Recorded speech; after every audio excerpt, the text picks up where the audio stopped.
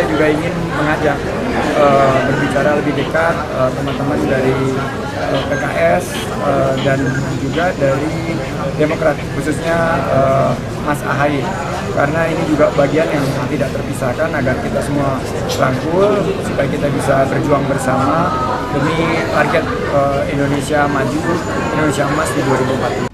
Selamat siang para netizen dimanapun kita berada, salam inspirasi bagi kita semua ya. PKS tolak ajakan Sandi ya, bentuk poros baru kalau Ganjar Anies berduet.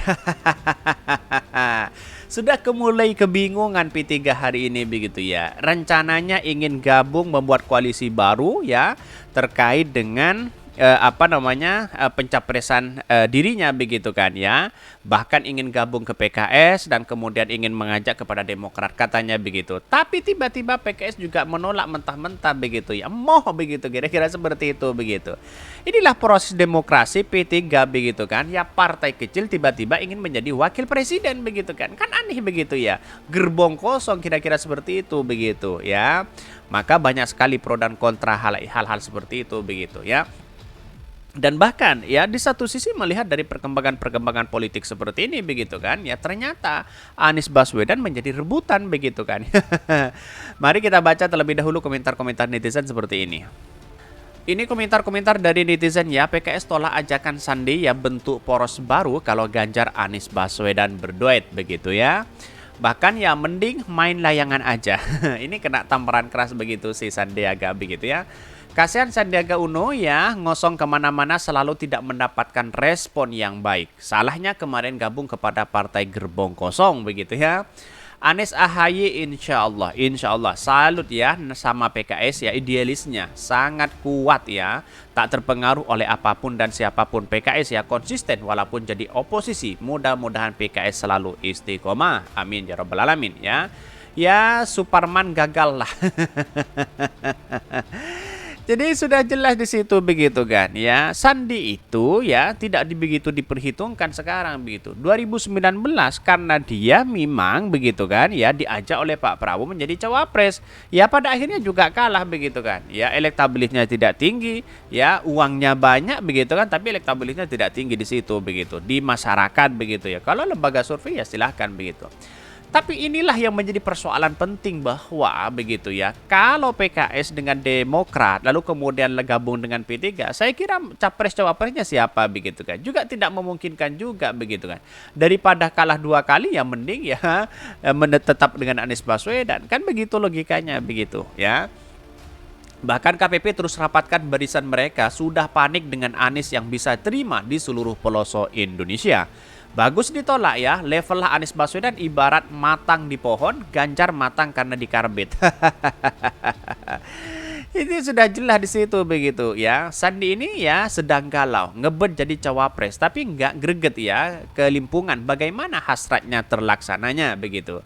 Bahkan yang mending jadi oposisi all out aja katanya begitu ya, silahkan begitu kan. Tapi sayang 1000 sayang kalau menurut saya pribadi begitu. Ada apa begitu?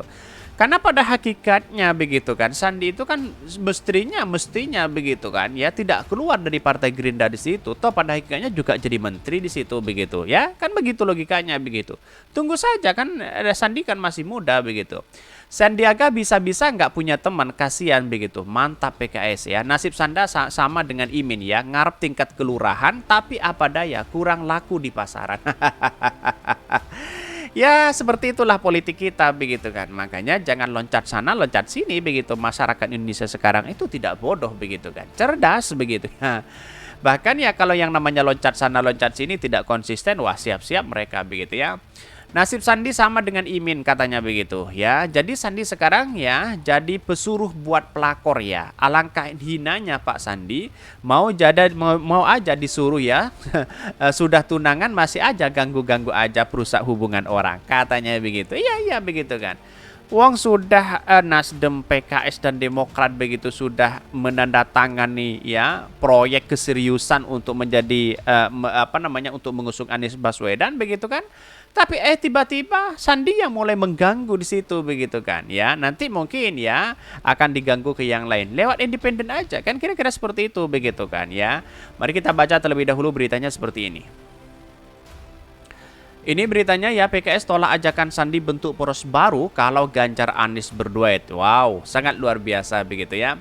Juru bicara PKS Ahmad Mabruri menolak ajakan ya politikus P3 Sandiaga Uno ya soal peluang membentuk poros baru bersama Partai Demokrat jika Ganjar Pranowo dan Anies Baswedan dipasangkan di Pilpres 2004. Bahkan yang memberi enggan berspekulasi soal sikap partainya jika Anies dipasangkan dengan Ganjar, apalagi jika Anies hanya menjadi cawapres. Betul begitu. Capresnya siapa coba bayangkan begitu ya. Jadi elektabilitasnya kecil begitu kan, hanya mengandalkan uang dan pendukung yang dulu begitu. Pendukung yang dulu kan sudah pendukung Pak Prabowo hari ini begitu dan Anies Baswedan begitu ya. Saya kira juga tidak mungkin di satu sisi begitu.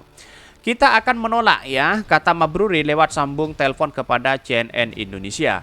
Mabruri menegaskan partainya hingga saat ini masih berkomitmen mengusung Anies sebagai capres bersama Demokrat dan Nasdem. Dia juga tak mau menanggapi pernyataan Kepala Bapilu Partai Demokrat Andi Arief soal dugaan pengkhianat di koalisi perubahan. Wajar dong begitu, ada sesuatu yang dimainkan di situ begitu kan. Setiap partai pasti ada itu begitu, sebagai dobrakan di situ begitu.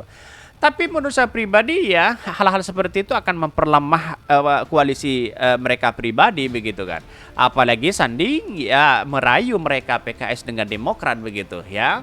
Selama ini Kikla komitmen dari tim kecil juga begitu yang saya dengar ya. Pak Andi bukan tim 8. Tim 8 masih tetap on the track ya untuk bersama-sama PKS dan Nasdem mengusung capres Anies Baswedan. Bahkan namun pernyataan berbeda disampaikan politikus PKS Nasir Jamil. Dia menilai tak ada yang mustahil dalam politik. Nasir tak mempermasalahkan wacana duet antara Ganjar dengan Anies Baswedan. Ya tidak menjadi masalah, ini bagian dari demokrasi begitu kan. Tetapi menurut saya pribadi Anies Baswedan harus capres bukan cawapres begitu. Kira-kira kan seperti itu logikanya begitu. Kalau mau jadi cawapres ya silahkan begitu, tidak menjadi masalah hal-hal seperti ini begitu. Dalam politik tidak ada yang tidak mungkin ya, tapi komitmen dan konsisten itu kan nggak boleh digadaikan, katanya begitu ya. Di sisi lain Nasir mengakui pihaknya sudah menjalani komunikasi dengan Sandi. Dia menyebutkan partainya tak punya masalah komunikasi dengan mantan wakil gubernur Jakarta itu. Bahkan di satu sisi jadi komunikasi persoalan yang sudah dilakukan, kata anggota Komisi 3 DPR RI itu. Bahkan wacana duet Ganjar dan Anies sebelumnya disampaikan Ketua DPP PDP Said Abdullah. Dia menganggap kedua tokoh itu memiliki kekuatan jika bergabung menjadi satu.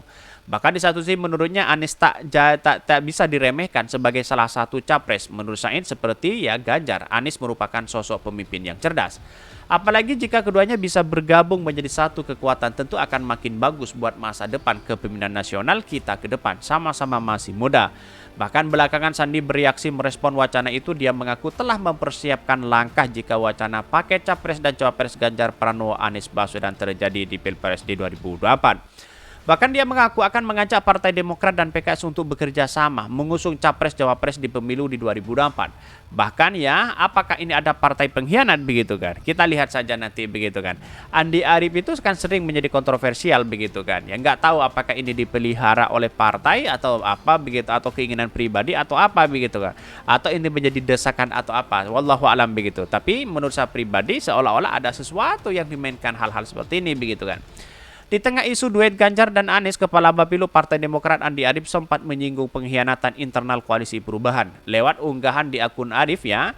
Bahkan ya dia mengenakan tak menyebut siapa partai yang dimaksud, akan tetapi Andi menyebutkan ya Demokrat akan setia dengan PKS. Kami akan terus bersama PKS meski ya satu partai lain mengkhianati koalisi, katanya begitu ya. Kegelisahan Andi bermula karena dia partai koalisi perubahan yang terus ya mengulur ya pengumuman cawapres. Dia khawatir elektabilitas Anies akan kian anjlok jadi cawapres tak kunjung diumumkan. Bahkan ya jadi kami mengkhawatirkan jangan-jangan ada yang ingin mengkhianati koalisi ini, karena sebetulnya harus ada ya tindakan drastis yang dilaksanakan dan untuk mengubah keadaan, katanya begitu ya. Tapi saya rasa bahwa hal-hal seperti itu begitu ya duet Anies Ganjar ya tidak menjadi masalah begitu kan ya. Kalau bagi kami adalah kalau Anies, yang penting Anies capres di situ begitu ya. Dari hal ini begitu sayang begitu kan. Lalu kemudian Pak Sandi mulai bergemuruh begitu ya, bergemuruh di situ begitu ya. Artinya apa? Artinya mau inilah, mau membangun koalisi baru lah, mau itu dan sebagainya begitu. Dan pada akhirnya tolak oleh PKS begitu kan. Sekarang Sandi sudah tidak panggung begitu kan ya. ya, mau apa begitu? Ya, jalan satu-satunya harus mempertahankan ya, menjadi ya petugas partai juga di situ begitu kan ya. Walaupun ya pada akhirnya bukan capres cawapres ya, pada akhirnya sekarang apakah tidak malu ketika PDP mengusir P3? Kira-kira seperti itu begitu. Mungkin itu yang kami sampaikan. Tonton terus channel Ho dari Podcast Rakyat ini, karena ada berita-berita menarik dan viral setiap harinya. Salam para netizen, salam inspirasi bagi kita semua. Jangan lupa di subscribe channel YouTube Ho dari Podcast Rakyat ini.